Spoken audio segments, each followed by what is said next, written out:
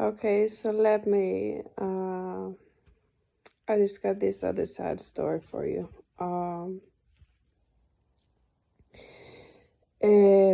When I was in my last life crisis, when I had to leave my baby father for the second time, because that's when I went through all my internal bullshit and dismantled my ego and stuff. And researched deep into narcissism, codependence, and all of this shit, and realized that I had a hell of a fuck shit neural wiring that I had to get rid of, and that he was so sick in this, suffered the same neural wiring. So I understood I have to leave him. This is because he's not there. He's not ready to go Shiva, the total undoing of yourself to become nothing. So I had to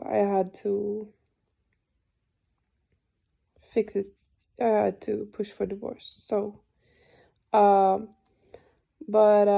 he was so abusive, and it got so traumatic. I had to flee. I had to flee for the second time, leave my children with him. Oh, and it makes me so angry, when you have to leave your children with an abuser, with the abuser. But his narcissism isn't so severe that he's constantly fighting himself also. So he isn't physically abusive. I mean, he's gotten physical, but he's been tear gassed by the police, and I won't tolerate it. So it's been pure warfare between us. But anyway, it's still hurtful that I had to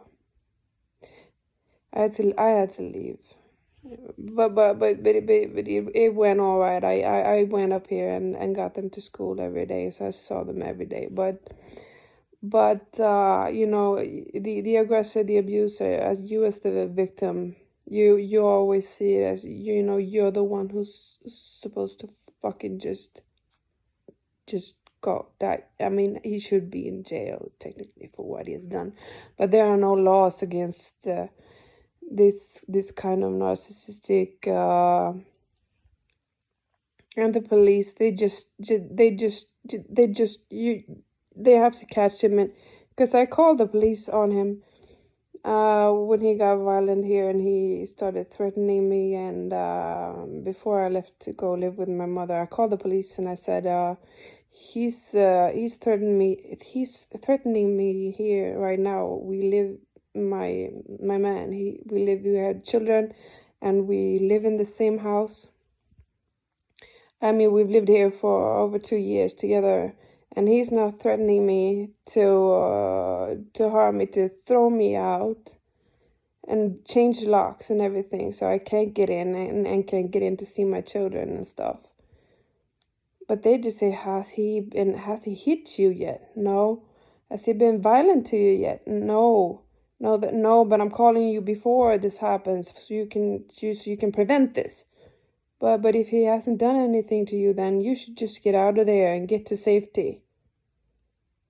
So I got like, but so he's allowed to throw me out of my home. You're allowing me to throw you're allowing him to throw the baby's mother, 2 children's mother, me out of the home.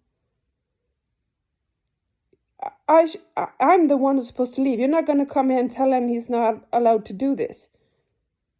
No, they just said, no, you just get to safety, and then you call the social services and let them take care of it. And I just thought, what the fuck do you exist for even? If they only come when he's physically, when you're physically abused. Because I had to call them one time before, and then they came and tear gassed him. But that was when he was physically abusing me. right in the moment. They have to catch them right in the moment. Otherwise, it's too much work for them to prove these crimes. And they work on statistics.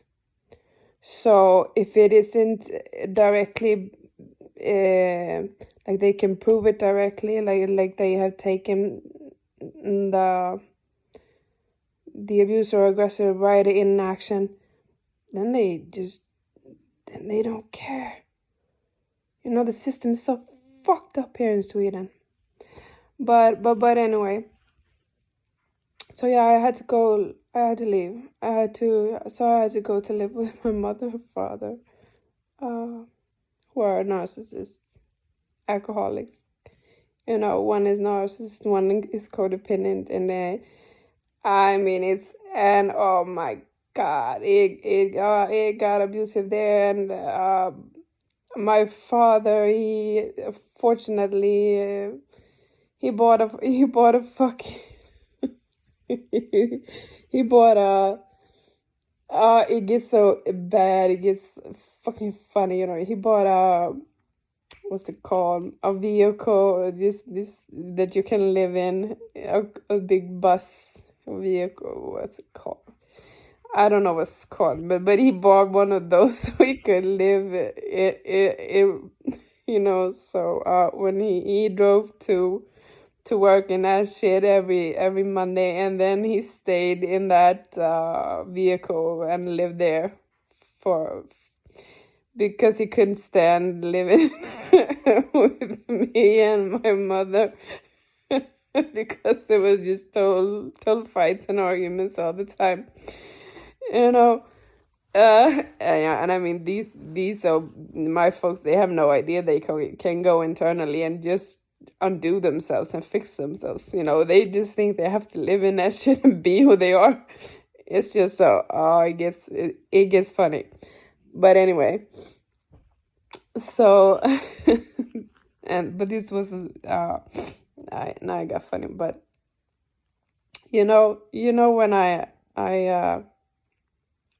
in that life crisis, when I was living there, of course I relapsed into drugs, you know, with all the pain and stuff. And so but and this is years ago.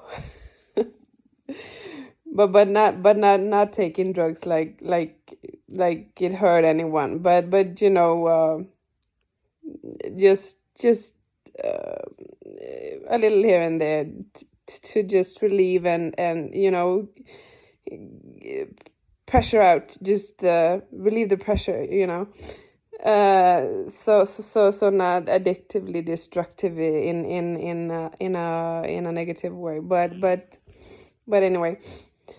So at one evening I met this man who I went to school with, like when we were really really young, and he was too kind for me then. I was a really nasty child with my neurowiring. So I couldn't relate to him then. He was so kind and so fine, and so we never really connected, you know. But then and then I quit school and I said fuck all the system, fuck all of it. I just because my mother they just tried to force me. The more I tried to tell them that I need relief, I can't do this, I can't do it.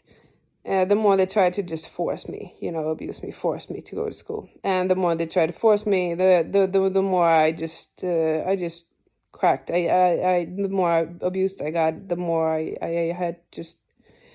had to just relieve myself. So I got into drugs, and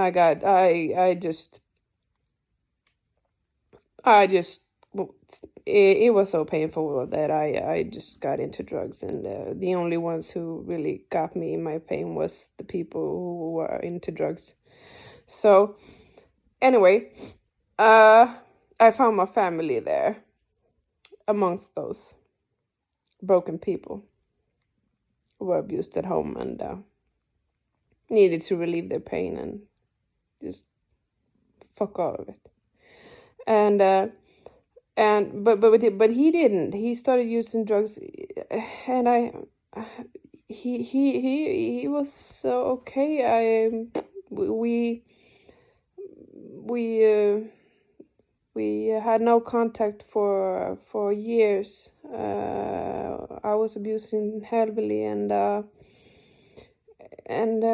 then I got clean and sober, and I got my family. I had my children and stuff, and then I saw him on the streets abusing severely and being in real shit. Like, what's happening with you? Like, I was wondering, aren't you the fucking beautiful, kind of angelic, so like masculine boy I saw at school? Thinking I was so alien to his beautifulness that we could never connect. So what the fuck are you doing on the streets, being so broken? I couldn't understand it, and I watched him out in the parks with these alcoholics and junkies, and I thought, what the fuck happened to you? And then I met him one night during this life crisis when I was living with my mother's in this second divorce, and he told me his story shortly, and he had witnessed his first of all, he had been abused by he was not, narcissism and shit in that family too, of course. I understood, but then he had witnessed his he got into drugs, and I was so wasted that night also, so I don't remember everything, and I don't think he got to tell his whole life story either.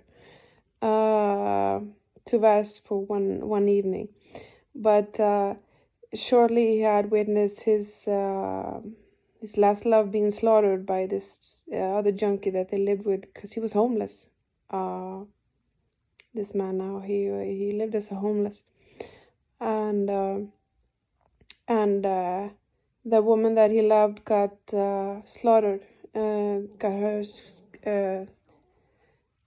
she was murdered by this man that she was currently living with, and he was the first one to get notice something was, so he found her there, and he got thrown in jail, accused of the murder, even though it wasn't him, and that got solved, and the person who did it, he's in jail now, but and he had already witnessed one murder before,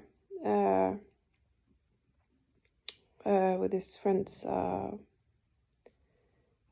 turning on each other under drugs, and one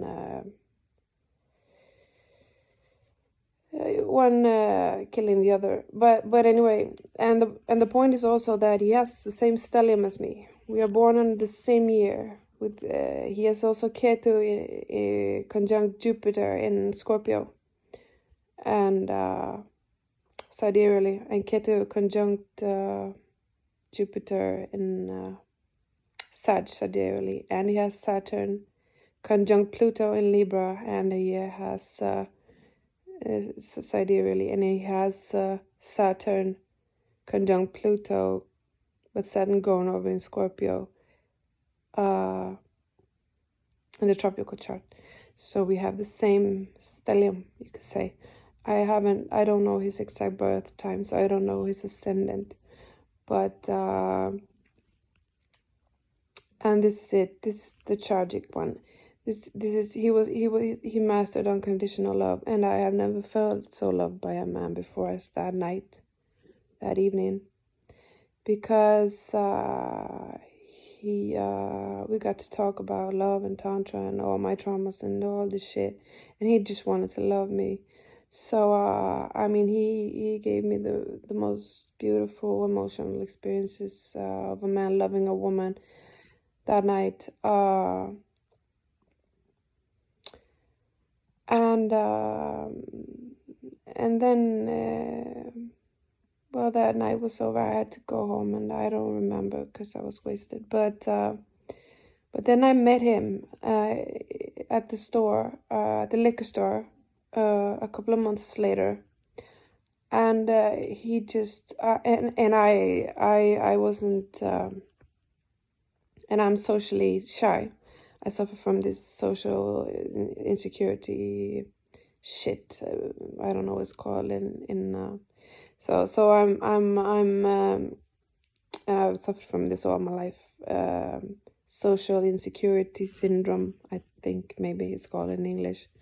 So I mean, not seeing him after that night, anyways, and then seeing him in the liquor store, I didn't know how to act. I panicked, and I for my social anxiety, and so but he told me when I asked him how he was, that he wasn't doing fine, and I could see the pain in his eyes, and but I couldn't hold my anxiety. I just panicked and said I have to go. And he gave me the sweetest kiss a man has ever given me. But in that kiss, I could also feel him, that his flame was dying. But I rushed away, and when I got home, I just roared internally like, this man needs me. And I couldn't get in touch with him, and even if I could have gotten in touch with him, I couldn't have saved him because I can carry people through life crises. I can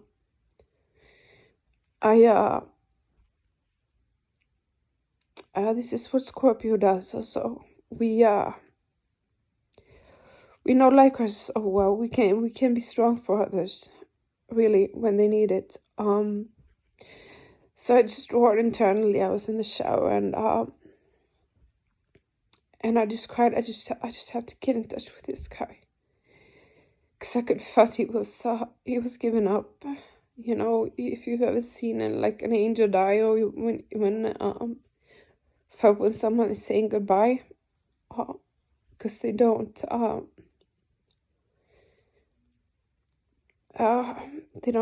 have the strength to live anymore. And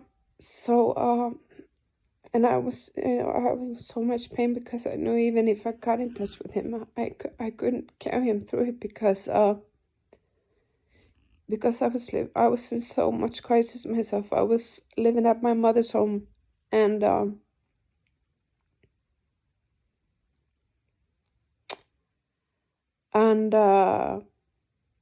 they would have never taken him in if I would have tried to explain it to them, narcissistic and just unaware and unconscious and just stupid as they are. This man needs me. I have to take him in. Not a chance. And my baby father the same. And totally unempathic and does not know suffering. That like he can feel other people like I can. So I knew I even if I got in touch with him, that there was so many obstacles in the way for me to be able to carry him through, and to help him survive. And a couple of months, a month or so later, I got the message that he had hanged himself in a jail cell. So yeah, so fucking painful when well, you know, you have to, and I have been through this before, when there has been obstacles in the way and I haven't been able to carry people through, you know.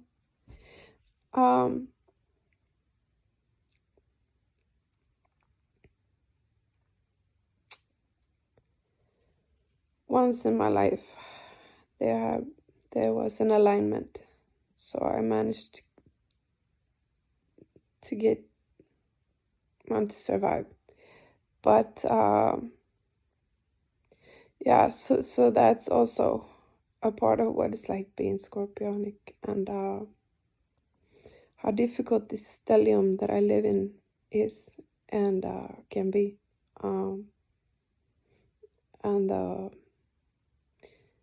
and about the pain and the suffering. Yeah, another sad story. Bye.